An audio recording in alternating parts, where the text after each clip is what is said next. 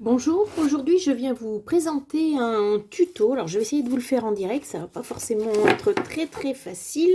On va se mettre de côté, on devrait y arriver. C'est sur une technique que j'ai découverte en fait en gratouillant, hein, comme d'habitude sur internet, ça s'appelle l'iris folding. Donc c'est un petit peu entre l'origami, le scrap et ça permet je trouve de faire de très jolies réalisations. Alors je vous fais voir rapidement donc des petites cartes que j'ai pu réaliser avec ce système-là. Donc voilà, c'est une façon de plier le papier et de l'organiser, je trouve très symétrique et relativement sympathique. Voilà, du coup la carte elle est très simple, hein, j'ai juste rajouté un petit stickers, une demi-perle, donc voilà le premier modèle. Ici, un petit modèle cœur, donc que nous referons ensemble. Voilà. Ici, un petit modèle nounours. La décoration est très simpliste, hein, mais rien ne vous empêche d'en rajouter un petit peu. Ici, j'ai fait un autre petit nounours. Voilà. Ici, j'ai essayé un kimono. Alors, les couleurs, pour moi, ne sont pas très heureuses. J'aurais bien aimé avoir du doré. Là, j'étais obligée de mettre du jaune. Il faut savoir que l'iris folding, en fait, il faut utiliser en fait, du papier de très faible grammage. Parce que voilà, c'est un papier qu'on va plier. Et le petit dernier, le petit cupcake, que je trouve très sympathique pour un anniversaire, ça peut être plutôt bien. Alors, comment réaliser en fait cet iris folding? Alors, vous allez trouver des modèles sur internet. Donc, moi, j'en ai imprimé, voilà. Donc là, j'ai les cœurs. Je cherche les autres, pardon. Voilà. Donc, à chaque fois, ce que je fais, c'est que moi, je me garde un modèle que je mets sous pochette plastique et un autre modèle donc que j'ai imprimé découpé. Et ça va me servir en fait à faire mon contour. Je dessine autour et je viens découper ma carte. Voilà. Le petit kimono qui, à mon sens, n'était pas très bien expliqué. Hein. J'ai vraiment fait à l'intuition celui-ci. Après, on trouve des petits triangles. On peut trouver la fleur. Voilà. Alors, comment ça fonctionne? Alors, sur le principe, c'est très simple. Et surtout, ça va nous permettre de récupérer des petites bandelettes de papier. Alors, toujours pareil, un papier relativement fin. Ici, on va découper 2,5 cm. Alors moi, ça fonctionne très bien. Ça, je l'ai pris en fait dans ce petit bloc de chez Action qui fait 15 par 15. Donc comme ça, on n'a absolument aucune perte. On vient couper une bande de 2,5 et on vient la plier. Voilà, tout simplement. Alors là, je verrai, du coup, j'ai utilisé qu'une seule feuille. Hein. Je ne sais pas si ça va suffire pour faire le cœur, sinon on recoupera au milieu de la réalisation. Ensuite, un fond de carte. Voilà. Alors, j'ai utilisé un dies hein, pour que ce soit plus net. Sinon, vous faites le contour, hein, comme je vous ai expliqué tout à l'heure. Et donc, on va travailler à l'intérieur de cette carte. Et donc, je vais venir positionner ça sur mon petit modèle de cœur. Voilà. Hop. Et je viens scotcher. Le scotch va être indispensable hein, dans cette partie. Tac. Voilà. On est prêt à attaquer. Alors, vous voyez qu'ici, donc ce cœur normalement est fait pour pour utiliser trois bandes de couleurs différentes, trois couleurs différentes, pardon. Et ensuite, on va suivre l'ordre d'organisation de ces petites bandelettes. Donc, on va faire ici le 1. Ensuite, on va venir coller le 1 ici, le 1 là, et on repart sur le 2, 2A, 2B, 3C, 3A, 3B, etc. Et on va venir en fait compléter ce petit cœur. C'est aussi simple que ça. La partie qui est pliée, on voit pas bien celle-ci, va toujours se retrouver à l'intérieur du cœur. Voilà. Si vous mettez comme ça, après on va voir le blanc à l'intérieur, ce sera pas gracieux.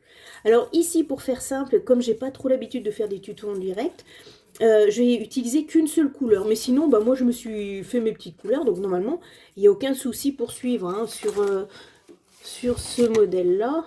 Voilà. Ça passait très bien. Hein. Voilà. Alors écoutez, c'est parti. Donc, on va suivre nos petites couleurs. Vous avez simplement besoin d'un ciseau. Alors, ce serait bien que je trouve le mien. Et le scotch que je vais mettre ici. Voilà. Allez, on commence. Je viens positionner ça le long de ma ligne du 1. Je coupe. Je scotche. Alors, je suis hors champ. D'accord? Je suis cette petite ligne noire. Donc là, je vais commencer par le C, mais bon, c'est pas très grave. Et ensuite, je vais venir sur le 1 jaune. Alors, on le voit à peine parce qu'en fait, comme j'ai utilisé un dies, je ne suis pas tout à fait sur la même longueur, mais ça pose aucun problème. On recommence. Tous les petits morceaux sont indispensables. Ne jetez rien. Voilà. Tac. Et je scotche. Là, j'ai fait mon 1A. De ce côté-ci, est-ce que ça se voit? Je positionne. Je viens couper. Et je scotche. Et voilà, la mécanique est comprise. Donc ce petit morceau, il est un peu petit. Je vais le garder pour les tout petits morceaux du centre. Et on recommence. Je viens sur le 2 ici. Je suis ma ligne. Et voilà. Le 2A. Pareil. Je positionne le long de la ligne. Je suis pas sûre qu'on voit très bien.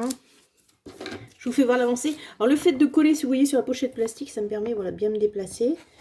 Hop, là ça s'est levé, mais vous voyez, je viens suivre ma ligne. Donc là, je suis sur le 2A et je vais venir maintenant sur le 2B. Tout simplement, je vais venir suivre cette ligne-là. Allez, mon morceau, il est un petit peu court. J'ai peut-être manqué de bandelettes, hein, donc peut-être que 2 feuilles seront utiles, 2 feuilles 15 par 15. Je viens couper au bout et je scotche. On continue, on attaque le 3. Voilà. Alors pourquoi je recoupe? Ça évite d'en avoir trop long parce que vous allez voir que rapidement ça fait de l'épaisseur. Hop. Le 3, là je récupère une chute, ça correspond pile poil à la longueur et c'est très bien. Ensuite 3B.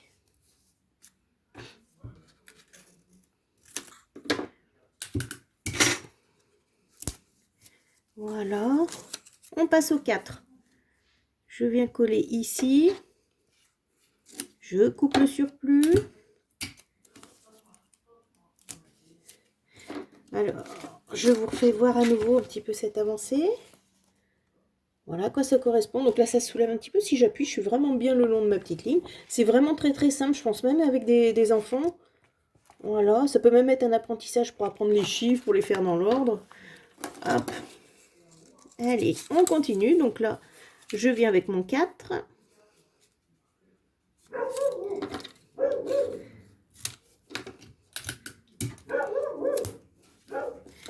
Le 4B. Désolée, ça bouge peut-être un petit peu. Je suis peut-être hors champ. Hop. Voilà. Alors là, je suis sur ma dernière bande. Comme ça, on saura tout de suite si on a besoin de plus d'une feuille ou pas.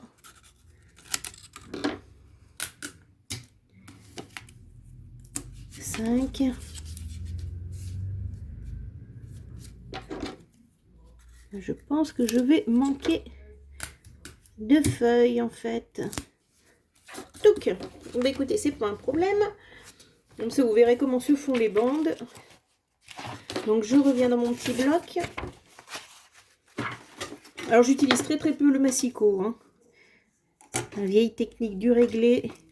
Donc, je viens 2,5, 5, 7,5, 10, 12,5 et 15. On revient 2,5, 5, 7,5, 10, 12,5. Voilà. Je viens couper.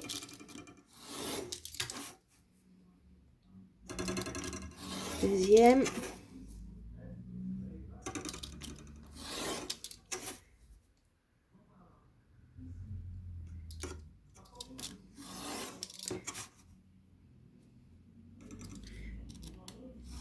Et voilà.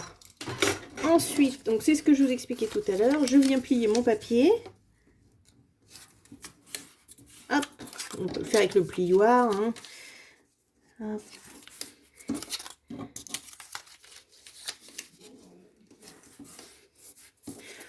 Là, je suis carrément à côté, mais au final, c'est cette partie-là qui m'intéresse. Donc, ne vous inquiétez pas, parce qu'en fait, comme le papier est souple, c'est pas forcément évident de plier bord à bord. Voilà. Et je trouve que ces petits blocs vont parfaitement bien pour cette activité. Voilà. Allez, on va faire ça bien, on va faire ça au plioir. Voilà. Mais du coup, je pense que j'aurai des bandes de... en rab. Tac. Allez, on revient. Donc, je revérifie 6 et 5. Donc, il faut... J'en suis ici à mon numéro 5. C'est vraiment très simple, hein, puisqu'il suffit de suivre les chiffres. Et on est reparti. Je coupe le surplus. 5. Toujours donc la partie pliée au centre de mon petit cœur. Je trouve que ça peut être très sympathique évidemment sur des cartes, sur une page d'album. 6. Alors je prends une autre bande. Je viens plier en 6A.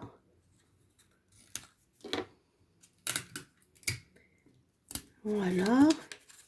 6B.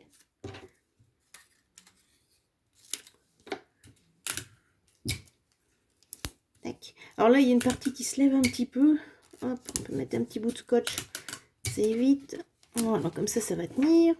Ensuite, 7. Donc, c'est là qu'on va récupérer tous nos petits morceaux. Parce que vous voyez que... Enfin, je sais pas si je suis... Voilà, si ça se voit quand même. Le 7. Là, j'ai encore une petite chute. Ça passe. Vraiment, pas trop de pertes.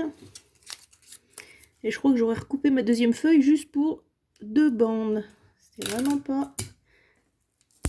Voilà. Encore des petits morceaux. Voilà. Et ici. Voilà. Donc pour éviter que ça se relève, je vais remettre un petit morceau de scotch ici. Voilà. Ensuite, je viens décoller, donc d'où l'avantage de la pochette plastique. Je vais décoller. Hop. Après, ça c'est ma technique à moi. Hein. Hop, on va enlever. Si le papier déchire un petit peu, c'est pas très grave, parce qu'on est à l'intérieur de la carte. Je vais découper ce qui dépasse. Voilà. Et là, on peut découvrir notre petit cœur. Voilà. Alors, moi, ce que je fais, je vais vous le montrer tout de suite. Je vais attraper ma colle. Donc, moi, je mets de la colle ici, tout autour.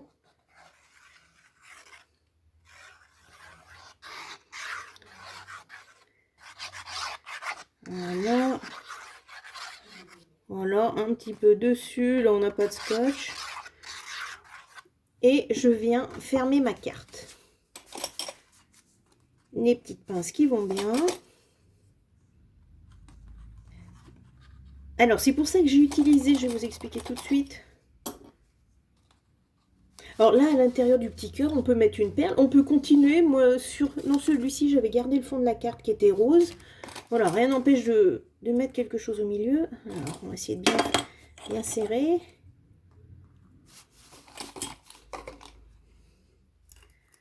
Voilà. Je trouve que ça rend bien. Voilà, avec une simple, voilà, 5 petites feuilles. Alors, pourquoi? Alors, je vais vous faire voir. Donc ça, en fait, c'était ma première carte. Et donc, j'avais découpé une cartonnette, pardon, de 10 par 15. J'ai retourné, j'ai collé tout ça. Le problème, c'est quand j'ai voulu, voilà, coller sur un fond, bah voilà, ça baillait. Là, j'ai essayé de mettre la mousse 3D parce que du coup, ça fait quand même un petit peu d'épaisseur, là, tout ce papier plié. Et du coup, donc, la meilleure solution que j'ai trouvée, je ne sais pas si on va le voir, donc c'est de fermer, comme on vient de le faire, dans une carte. C'est-à-dire que maintenant que là tout est fermé, l'épaisseur elle est là au milieu, les bords qui sont un petit peu éloignés tiennent très bien comme ça, et ensuite il suffit de venir coller sur un fond de carte qu'on pourra ainsi ouvrir. Enfin, je ne sais pas si je suis assez claire. Voilà, donc ça va venir un petit peu comme un support. Et du coup, là, notre iris folding est bien fermé. Moi, je trouve que ça va très très bien. Mais il faut partir sur la base d'une carte pliée. Comme ça, on ferme, on voit pas ce qui a été collé à l'intérieur, ce qui a été plié. Je trouve que c'est plus sympathique comme ça. Après, l'astuce de la petite pochette plastique, je pense que c'est peut-être pas mal plutôt que d'abîmer le papier. Au moins, moi, j'ai imprimé, là, ça va être fait pour un petit moment. Voilà, donc je vous refais voir ce modèle. Là, on voit bien les chiffres. C'est très très simple, hein. Donc, après, au niveau des couleurs, on fait absolument comme on veut. Je pense que même si on changeait toutes les bandes à partir de chutes de papier, ça pourrait donner un petit résultat très sympathique. Petite originalité donc sur celle-ci, alors je pense pas m'être trompée, j'ai essayé de suivre le modèle, j'ai simplement glissé un petit papier doré, là aussi, donc là il n'y a rien de plié, et la partie pliée est juste ici. Voilà. Si vous prenez ce modèle cupcake, alors pareil, je ne sais pas si j'ai bien fait, là j'ai plié la petite bande, j'ai faite en première, et ensuite je suis venue plier, parce qu'il faut toujours imaginer qu'on travaille un petit peu à l'envers, et je suis venue plier après cette bande, voilà, pour que ça fasse bien la délimitation entre le côté biscuit et le côté un petit peu crème. Voilà, je vous refais voir un petit peu le modèle. Bon, celui-ci, j'avoue que je suis pas super contente, mais bon, c'est le choix des papiers surtout.